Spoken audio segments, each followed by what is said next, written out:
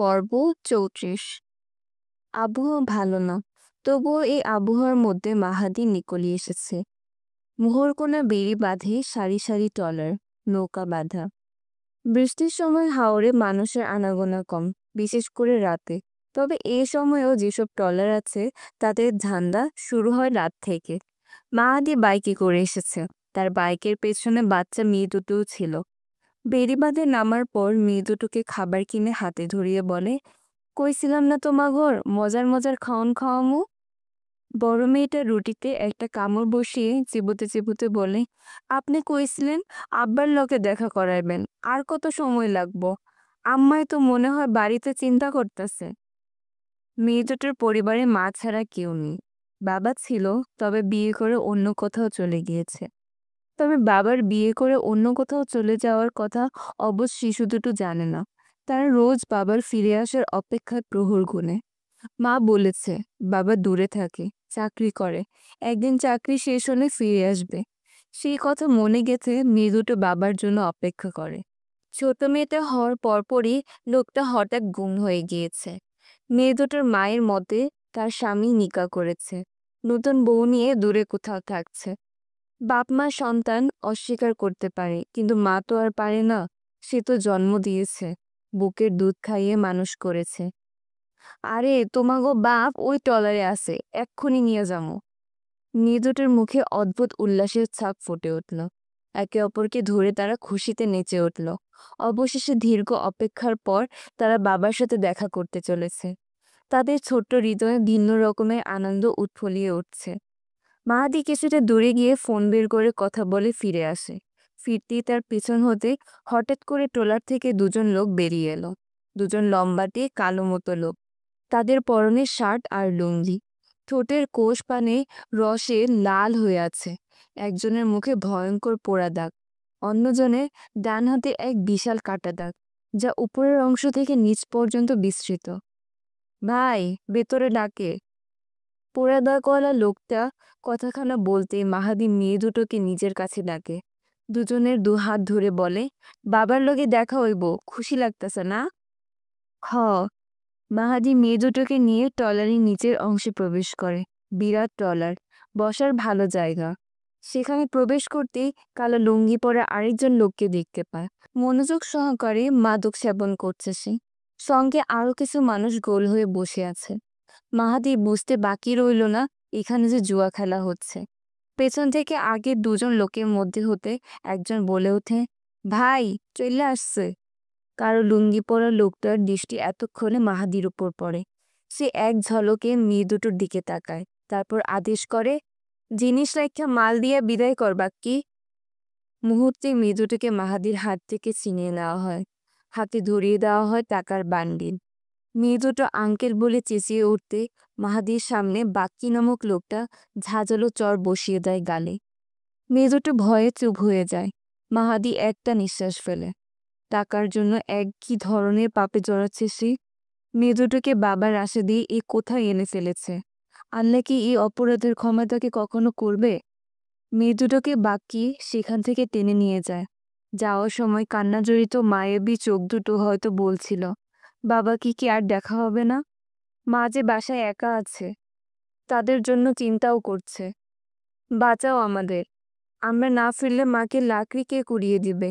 পড়াশোনা করে মানুষের মতো মানুষ হয়ে মায়ের অভাব কারা দূর করবে? মাহাদি হাতের বান্ডেলের দিকে একবার তাকায়। শিশু দুটোর রক্ত বেচে ভাত খাওয়া এই টাকা সে।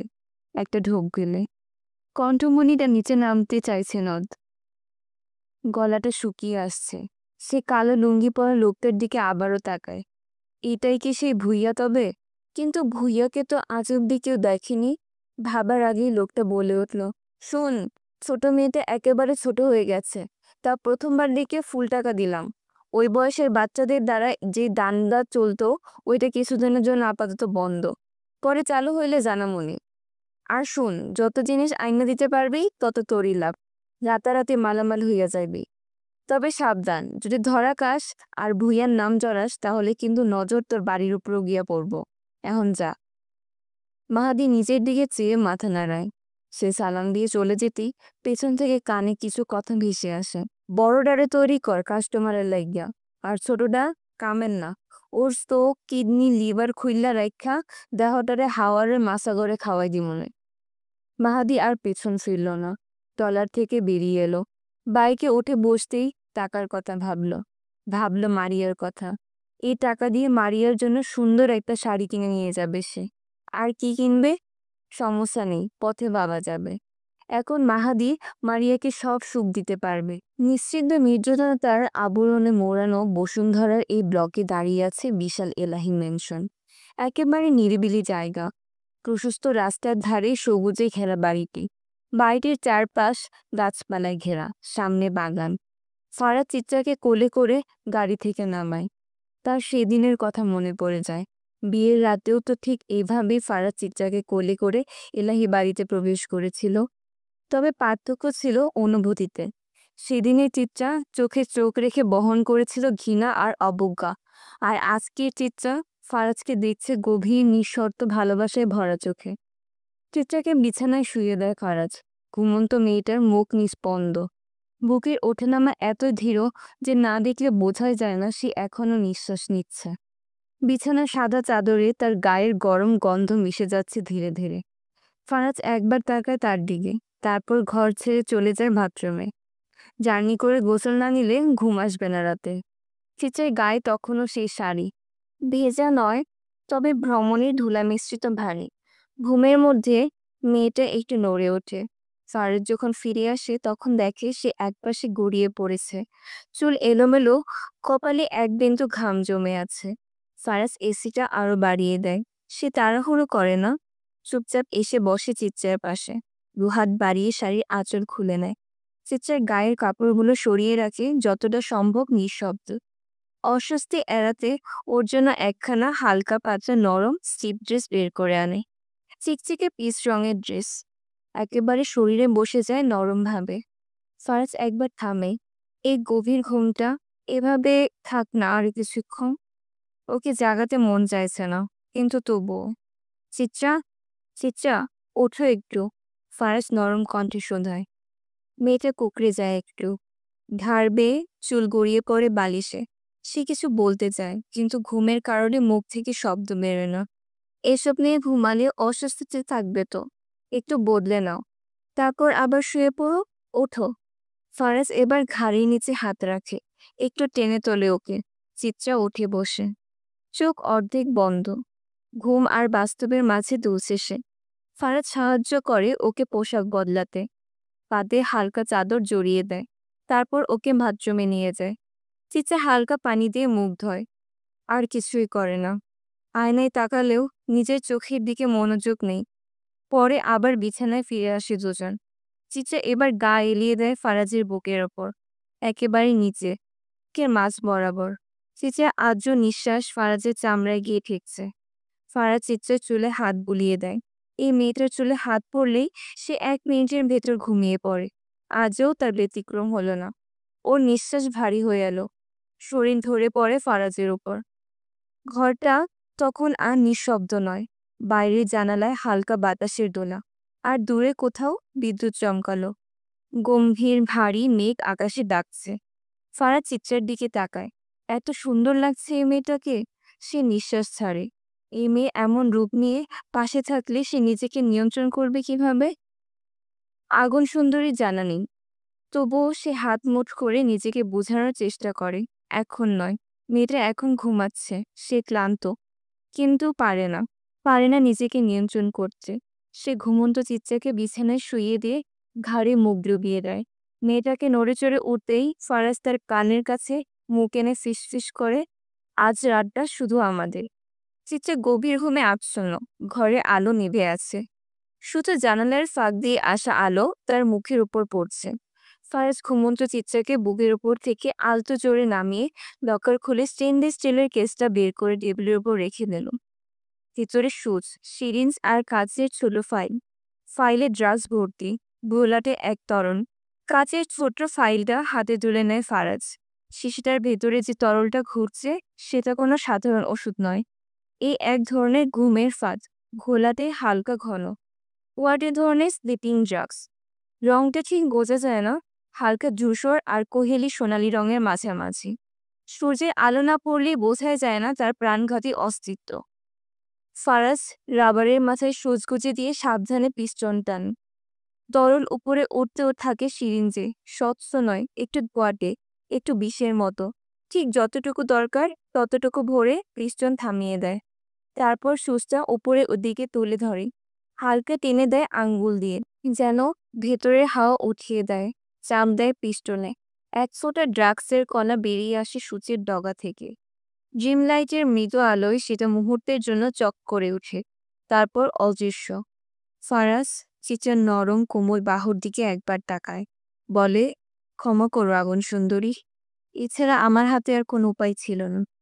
ফারাজ নিঃশব্দে এগিয়ে আসে, তার চোখে স্থিরতা, তবে ঠোঁটে কোনো সংকোচ নেই। ডান হাতে রাখা সুইটা যেন আলতোভাবে তোলে, বাঁ হাতে চিত্রার বাহুটা উঁচিয়ে ধরে, চামড়ার নিচে নীল শিরাটা খুঁজে দেয় পাকা হাতের অভ্যস্ততায়। একবারও কাঁপে না তার আঙ্গুল, নিঃশব্দে নিঃশ্বাস নেয় সে। তারপর ধীরে ধীরে সুচ ঢুকিয়ে দেয় চিত্রার শিরায়। অল্প এক চিমটে সুইয়ে ঢুকেই নরম একটা চাপ দেয়। ড্রাগস ধীরে ধীরে মিশে যায় চিত্রার রক্তে। তার নিঃশ্বাস একবার থেমে গিয়ে আবার জ্বলতে থাকে, যেন কিছু টের পায়নি সে। এই ড্রাগস কাজ করে ধীরে তবেই নিশ্চিতভাবে। একবার শিরায় ঢুকে গেলে মস্তিষ্কের নিউরোট্রান্সমিটারগুলো জুড়িয়ে ফেলে নিঃশব্দে। শরীর প্রতিক্রিয়া দেখাতে চায়, কিন্তু পারে না। স্নায়ু অলস হয়ে পড়ে, মন ধীরে ধীরে আলো হারায়।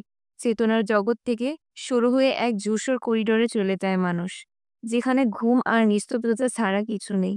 ফারাজ জানে এই ড্রাগসে চিচে ঠিক কতক্ষণ ঘুমাবে।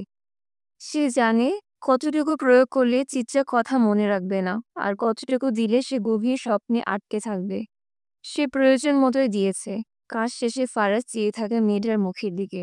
কোনো প্রতিক্রিয়া নেই, শুধু ঘুমন্ত এক নরম মুখ, নিরুপায় নিঃসংশয়। সে ধীরে ধীরে সুইটা সরিয়ে নেয়, তুলো চেপে ধরে জায়গাটায়। নিজের কাজ শেষ করে গায়ে শার্ট জড়িয়ে অব্রকে কল করে বলে, জলদি গাড়ি বের করো। নিশুতি রাতের নিস্তব্ধতা ভেঙে আচমকা নিজের নিঃশ্বাসের শব্দে জ্ঞান ফিরে মিতালির। চোখ মেলতে বুঝতে পারল সে একটি অচেনা ঘরে। লঞ্চে ইঞ্জিন ঘর, বাতাস ভারী, তেল আর ধাতব গন্ধে ভরপুর। আলো কম, শুধুই একটা ক্ষীণ হলুদ বাল্ব টিমটিম করে জ্বলছে। নিজেকে দেখে মিতালি অবাক, শরীর অর্ধনগ্ন, এক টুকরো কাপড়ও নেই ইজ্জত ঢাকার জন্য। লজ্জা ও আতঙ্ক একসাথে বুকে চেপে বসে, কিন্তু তার চেয়েও ভয়াবহ ছিল শরীর জুড়ে ছড়িয়ে থাকা ক্ষতের নকশা। দেড় দিয়ে আঁকা অসংখ্য আঁকিবুকি, প্রতিটি দাগ জ্বলছে, ছ্যাঁকা দিচ্ছে যন্ত্রণার। চুল ছিল মিতালির গর্ব, কোমর ছায়া কালো চুল, ঝলমলে আর ঘন। কিন্তু এখন মাথার একপাশ কাটা, ন্যাড়া করে দেওয়া হয়েছে তাকে। কাঁচির ধার বা ব্লেডের খোঁচা এখনো স্পষ্ট তার মাথার ত্বকে। মিতালির কান্নার শব্দ নেই, হবেই বা কী করে। মুখ গোজানো কাপড়ের স্তরের শব্দ আত্মহারা হয়ে গেছে। নিঃশ্বাস নিতে কষ্ট হচ্ছে। চোখের সামনে একের পর এক চিত্র ভেসে উঠেছে।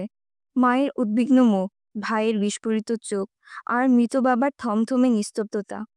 অন্ধকারে ঘেরা লঞ্চটা কোথায় যাচ্ছে মিতালি জানে না, শুধু জানে কোথাও কোনো মুক্তি নেই। তার গা থেকে ঝরে পড়ছে ঘাম, যেন শরীর জুড়ে আগুনের পরত। ইঞ্জিনের তাপ শরীরকে জ্বলন্ত করে তুলছে, মস্তিষ্ক ভেতরটা থরথর করে কাঁপছে। মনে হচ্ছে এখনই মগজ বলে নাক কান দিয়ে গড়িয়ে পড়বে। শরীর জুড়ে কাটা দাগগুলো ঘামের সংস্পর্শে অসহনীয় হয়ে উঠেছে। প্রতিটা স্পর্শে যন্ত্রণার নতুন তরঙ্গ। কতবার এই নরখাতক শকুনগুলো তাকে ছিঁড়ে খেয়েছে মিতালের হিসেব নেই। এক একটা আঘাতে তার আত্মা একটু একটু করে থেতলে গেছে। হঠাৎ পায়ের শব্দ ধীর, ঠান্ডা, পরিচিত আতঙ্কে মোড়ানো। মিতালি থমকে যায়, নিঃশ্বাস আটকে রাখে। ওরা আবার আসছে, আবার নখর বসিয়ে রক্ত টেনে নেবে। মিতালি চোখ বন্ধ করে। এবার হয়তো সব শেষ, হয়তো এটাই শেষবার। তবে এর যে নদীর জন্য ভেসে যাওয়াই ভালো। শান্ত, নিশ্চুপ, চির বিশ্রামের প্রয়োজন। শরীর, মন, আত্মার আর তো সহ্য হয় না। মিতালি আধবোঝা দৃষ্টিতে সম্মুখপানে তাকাতেই দৃষ্টিগোচর হয় একটি জোড়া কালো পা, চামড়ার স্যান্ডেলে মোড়ানো। মুহূর্তেই তার দেহ নিস্তব্ধ হয়ে আসে, যেন হাড়ের গাঁটে জমে ওঠা আতঙ্করা তাকে ঘিরে ধরেছে। মিতালি সম্পূর্ণভাবে চোখ খুলে পরিস্থিতি অনুধাবন করার আগেই সেই অজ্ঞাত পরিধানে চেক লুঙ্গি পরিহিত পুরুষটি পাশবিক নির্দয়তায় চামড়ার স্যান্ডেল সমেত পা তুলে মিতালি মুখমণ্ডলে আঘাত হানে। মুখ থেতলে যায় বেদনার অমানবিক অভিঘাতে। মিতালি শ্বাসরুদ্ধ আর্তনাদে ফেটে পড়ে, কিন্তু তার চিৎকার গিলে নেয় নিকষ অন্ধকার। যখন সেই হিংস্র শক্তির উন্মত্ত প্রয়োগে একপাক্ষিক যুদ্ধ সমাপ্ত হয়, তখন লোকটি পানির পিক ছুঁড়ে ফেলে মিতালির সম্মুখে বসে পড়ে।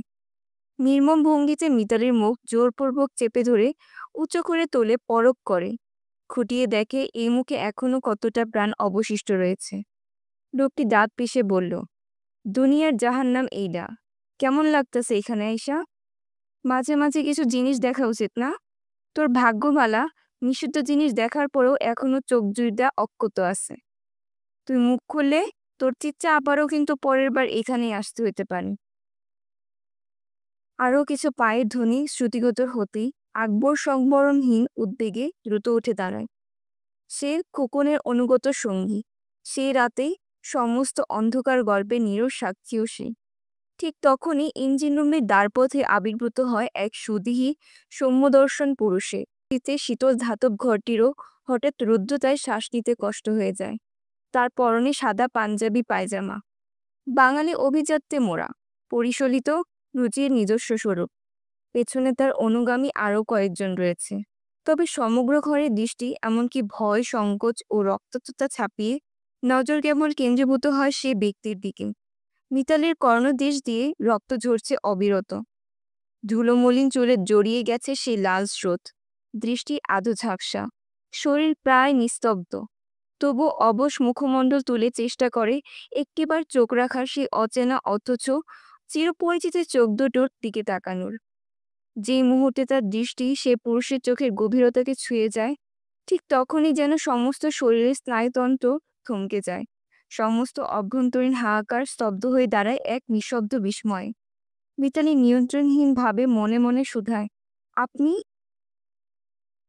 ঘুম নেই চোখে। বিছানায় শুয়ে এপাশ ওপাশ করছে নিহান, যেন রাতের ভার তার দেহে চেপে বসেছে।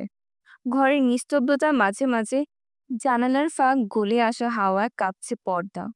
কিন্তু তার মন স্থির নয়। নিহান বইয়ের পাতায় কিংবা কারোর বলা কথাই শুনেছিল, ভালোবাসা মানুষকে খারাপ থেকে ভালোতে রূপান্তর করতে পারে।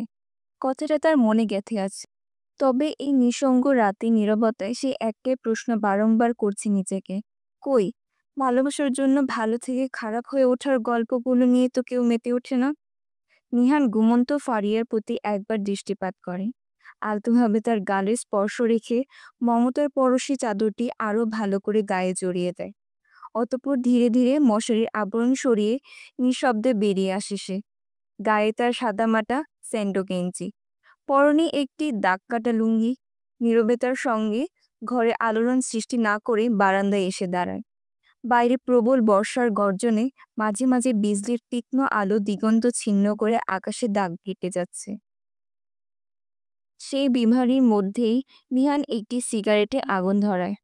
ধোঁয়ার ঘূর্ণি ছাড়তে ছাড়তে সে এক দৃষ্টিতে তাকিয়ে থাকে দুর্বোধ্য আকর্ষণীয় সে বিদ্যুৎ ছটায় মোড়ানো রাতের আকাশের দিকে। চিন্তার অতল গহ্বরে বহুক্ষণ ডুবে থাকে। তারপর ধীরে ধীরে চোখ নামিয়ে আনে সে, যেন সমস্ত উত্তাল বিক্ষোভকে ফারিয়ার শান্ত নিদ্রার মাঝে নিমগ্ন করে দিতে চায়। নিজের হৃদয়ে অব্যক্ত ক্লান্তি আর ব্যথা মিশিয়ে ফিসফিসে উচ্চারণ করে, তুমি কি জানো ফারিয়া, মানুষ নিজেকে কিভাবে হারায়? নিহান থেমে যায়। নিঃশ্বাস নিংড়ে মনে মনে পুনরায় ফারিয়াকে উদ্দেশ্য করে শুধিয়ে ওঠে, আমি লোভী। তোমার ভালোবাসার লোভ আমায় ধ্বংস করেছে, করুক, তবুও লোভ করব। আমি পাপ করব। পাপ করে যদি তোমাকে পাওয়া যায়, তোমার ভালোবাসা পাওয়া যায়, তবে আমি নিহান সে তাতেই খুশি। নিহান হঠাৎ করেই রুমের নিস্তব্ধতা ছিন্ন করে মৃদু শব্দে দৃষ্টি মেলে অন্ধকার ঘরের দিকে তাকায়। বুঝতে পারে ফারিয়া সম্ভবত ওয়াশরুমে গেছে। এক রাশ বিরক্তি আর মমতার মিশ্র অনুভব ছুঁয়ে যায় তার মন প্রান্তে। ইস, মেয়েটা একটিবার ডাকতে পারে না। এই অন্ধকারে হাঁটাহাঁটির অভ্যাস কবে যে যাবে তার, মনে মনে বলে ওঠে নিহান। ওয়াশরুম থেকে ফিরে ফারিয়া চোখে হাত ঘষতে ঘষতে খাটের ঠিক সামনে এসে থামে, চোখে ক্লান্তির ছাপ। নিহান, তুমি কি বারান্দায় আছো? এত রাত্রে সেখানে কি করো? নিহান ধীর কণ্ঠে উত্তর দেয়, কিছু না, তুমি ঘুমাও গিয়া। ফারিয়া ফিরে যায় না। শব্দহীন পায়ে এগিয়ে আসে বারান্দার দিকে। পিছন থেকে ধরা দেয় নিঃশব্দে। বাহু জড়িয়ে ধরে প্রিয় মানুষের গন্ধের গহীন আবেশে ডুবে গিয়ে তার কণ্ঠে ফুটে ওঠে আকুলতা। চলো না, রাত অনেক হয়েছে, চলো ঘুমাই।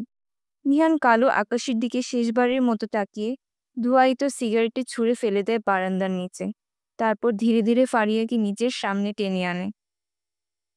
দুহাত বাড়িয়ে আলতোভাবে তার চিবুক ছুঁয়ে দেয়।